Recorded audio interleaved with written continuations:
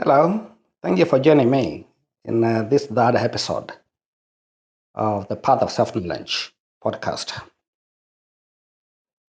In the last episode, I explained the factors that led me to pursue self knowledge, uh, and I explained that it was a mix of factors, push factors from inside and pull factors from the outside. They had to coincide at some point for me to have the first glimpse of awakening, which got me properly into a conscious search of my truth, the truth of whom I am, which is actually all about self knowledge. In this episode, I want to talk about the ego, but in a very concrete way, not in the abstract way as if in a psychology class. I have a very interesting story about how I came to notice my ego. And before I tell you my story, it is important to understand the paradox of self knowledge. You see, before awakening, all that we are is the ego. And to awaken is to see the ego in action, is to see that, oh, I am not the ego. And so it is a paradox because the ego cannot see itself. That's why many people believe self knowledge is just a lot of hogwash, self realization cannot happen before we die. There's a reason for that popular way of thinking about these things. Because for sure, think about it. Think about a chick inside the egg. And the chick is supposed to say that here I am, and I am inside the egg.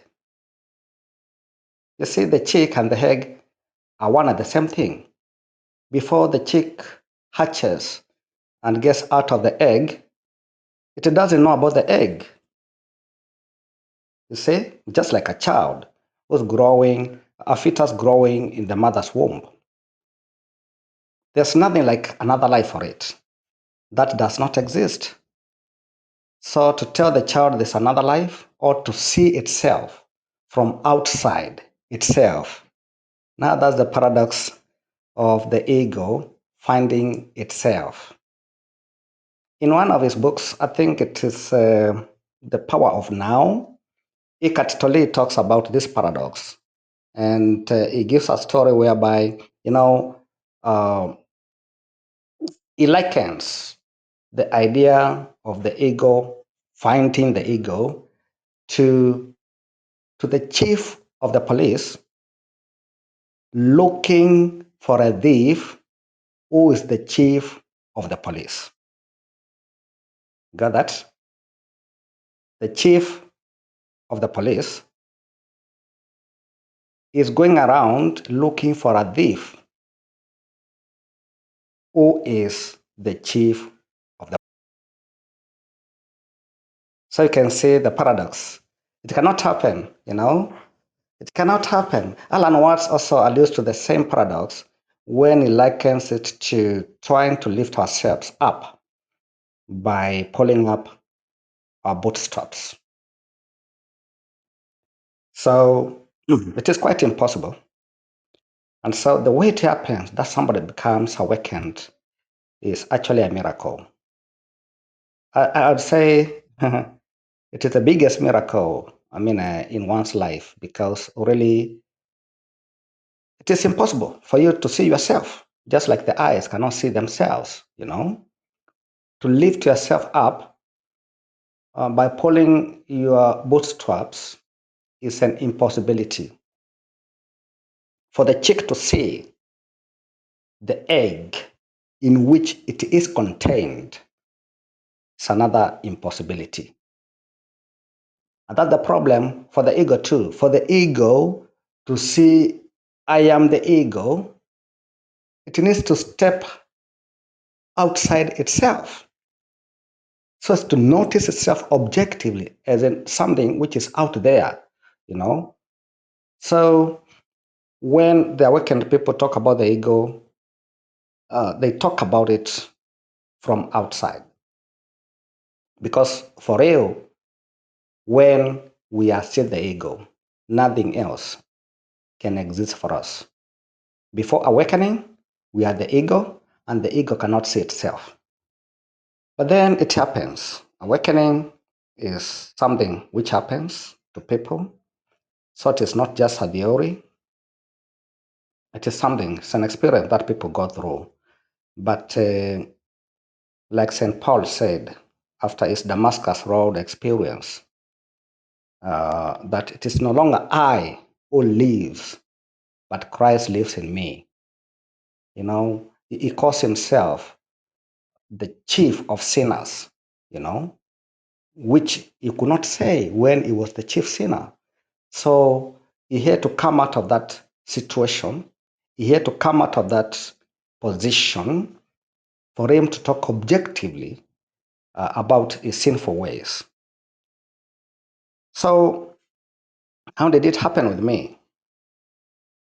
It is something which I think I was lucky. I think I was just lucky that I happened to go back in memory. I was reading books about the ego, especially uh, Eckhart Tolle. There's a book, I believe, either The Power of Now or A New Heart. There's a whole chapter which he devotes to discussion about the ego. And then I went through that chapter several times before I could really see, oh, okay. So that's the ego. Oh, it is the ego which is thinking about the ego here. Anyway, let me tell you the story how I came to see my ego. So, like I said before, I tried to go back in my memory to my earliest memory. I wanted to see where exactly did the sense of I get formed. So I went back in memory slowly by slowly. Then I could see my earliest memories when I was going to school. I mean, going to nursery school, that is. And I can see myself walking hand in hand with my dad. I can see myself go to nursery school. I can see myself.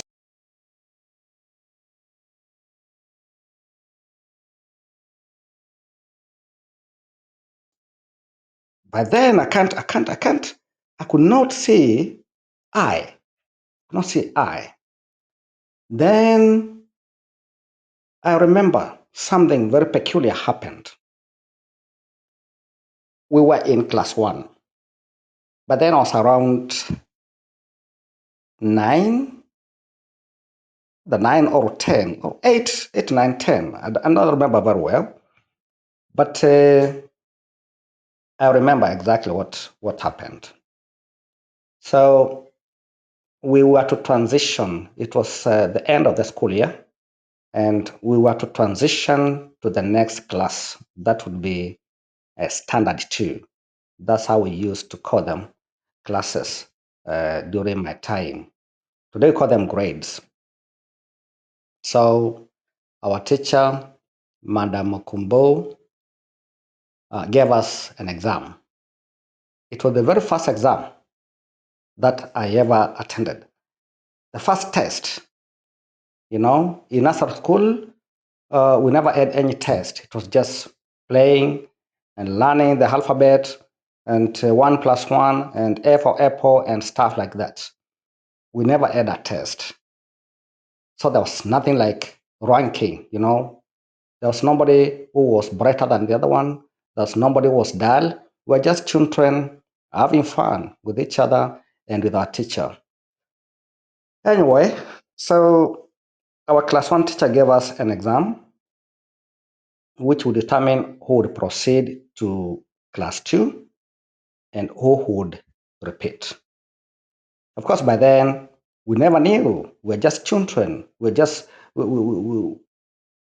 just come from nursery school and we had gone through class one curriculum. So nobody thought about an exam, a test for that matter. Anyway, we set for the test. I mean, just drawing some animals, listening to dictation, write the word boy, write the word girl, stuff like that. And by then we were actually writing uh, on the earth, in the soil. But the most important thing is this: after the exam, after the test, which took around I think 30 minutes or something, the teacher took her time. I think some other 30 minutes to mark and rank us. So while we were playing, she called us. The bell rang, and then she assembled us outside the classroom. Then she announced that the results are out for the exam, which will determine who shall proceed to class two and who shall have to repeat class one. Well, so far, nothing. I mean, who cared about class one or class two? We're just having fun as children. So all of a sudden, she said, okay, I'm going to call the positions, I'm going to tell you the positions from number one to the last. And when I call your name, please come to the front. So she called my name. She actually announced number one is Motolo. Motolo is my given name, not my baptismal name. My baptismal name is Stephen. But by then, I was not yet baptized, so I was simply Motolo. Motoa. Motoa is my dad. So our teacher, God bless us,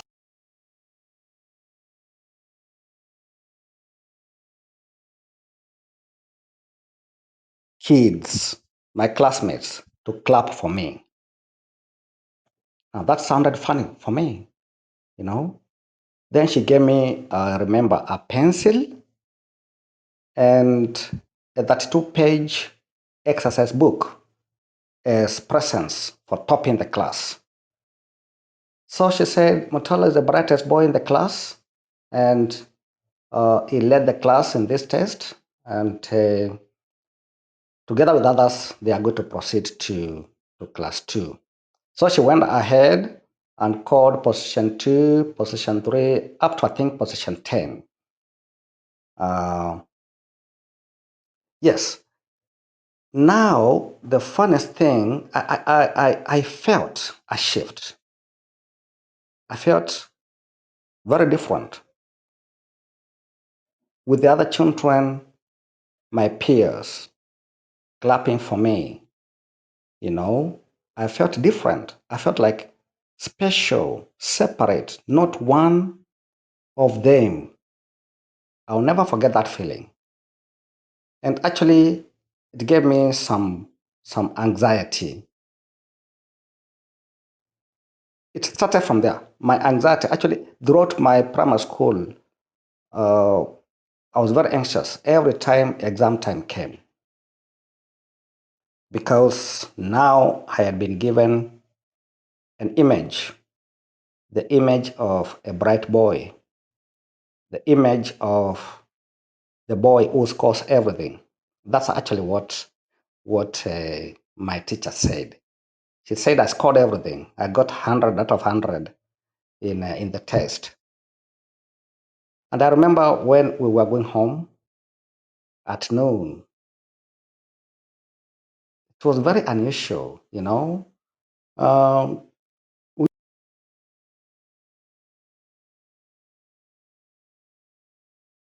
the energy had changed.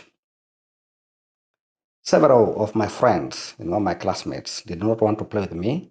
I also felt a little bit special. you know, special. In such a way that I don't feel like I should play with them or how should I behave with them after my new status now, uh, my newly acquired identity that I am brighter than you all. So how can I play with you? I'm somebody else. And you can imagine how that can be hard for a kid. But later, many years later, that's when, now, this time when I was going back in my memory, that's when I discovered really what exactly transpired at that time, those many years ago when I was called the brightest boy in my class. And that particular event is when my ego, my sense of I, a sense of being somebody special and separate from others, that's when it was really planted into my mind. Before then, a day before, hours before then, I was just a normal, innocent, playful kid. Nothing special about me. Nobody noticed anything special about the other. We are just good children, innocent, playing together. But since that time, I was given a special identity. And that's what we call the ego. So from that time, that's why my trouble started.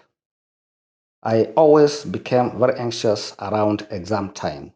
We used to do tests at the end of every school term and at the end of the year to determine who is going to proceed to the next class or is going to repeat. Well, somehow I lived up to my reputation. I taught my class all through until class 7 when another boy beat me and I was crushed. My anxiety peaked, you know, because now the image that I was supposed to live up to and been shattered. Although later I came to reclaim my position, but still throughout my primary schooling and actually to some extent my high school schooling, it was very anxious for me because uh, by not topping my class, by not passing well, actually it's not just about passing, it was about being number one. If I could not manage to become number one, it would be a problem for me. It would be a problem because that would mean the image that I had to live up to was no longer sustainable. So in short, that's how I discovered the origins of my ego. Ego is formed. Psychology will tell us at around 5 years, 6 years, 7 years, before then, we are very innocent, children. We don't know good from evil. We don't know this is good, this is bad. We don't know I am and you are. So it is it's a major turning point in our development, in the development of our minds, in the evolution of our consciousness. If we can be lucky enough to find the event, the particular event which crystallizes your ego, then that would be a very good place to start on your journey of self-knowledge. Because now you have a foundation, you can see where your problems started. You can see the roots in this life, the roots of your suffering, the roots of your anxiety, the roots of not being good enough, the roots, of all that which is not you. It is always crystallized by a certain event in early childhood. It can be anything, Our egos crystallize around a certain personality trait. Whatever the society praises about you, whatever the society says about you at that age becomes your identity. And then you start building your personality around that. And then a funny thing happens. Once your personality gets built around that particular personality trait, uh, we use it. At least I did. We use it to hide our lower self. We'll be talking about these things in other episodes. But after making sure that everybody praises me because I'm a bright boy and I'm very good in class and stuff like that, then I could use that to hide my not very desirable behaviors. I'll talk about this in some other future episodes. But my wish for you now is, if you are starting on this journey of knowing yourself, it will be very nice if you can go back in your memory. You really need a very calm mind. You really need to take your time. You can find the point at which you lost your innocence, the point at which your childhood innocence was taken away, either at school, like in my case, or maybe at church, or maybe at home. You did something which made you to stand out from the rest, whether it is from the rest of your siblings, whether it is from the rest of your classmates, whatever, that which even up to now you think makes you special and different from other people. That is what you need to look for. Once you get it, once you find it, now you've got a very firm foundation. Because until we find that, then we are fumbling in the dark. The ego is trying to find itself. And so I hope somehow, by the grace of God, or somebody or something will happen that will awaken you to, oh, this is my ego. This is where it all started. Because with the coming of the ego means the loss of innocence. The point at which you lost your innocence as a child, that is a point at which the ego got established. And that's the best place to start, because every other problem is just a superimposition uh, of the ego. It is the ego that has been growing since it first got established. So to be nice, to be a nice exercise, if you can go back in memory and find that particular event, that particular thing which really made you feel different and special. Everything else uh, hinges on that. Everything else hinges on that. So we'll be talking more about purification of the ego and understanding how the ego maintains itself, how it has been maintaining itself since it got established, because that has been uh, our human struggle over the years. So thank you so much.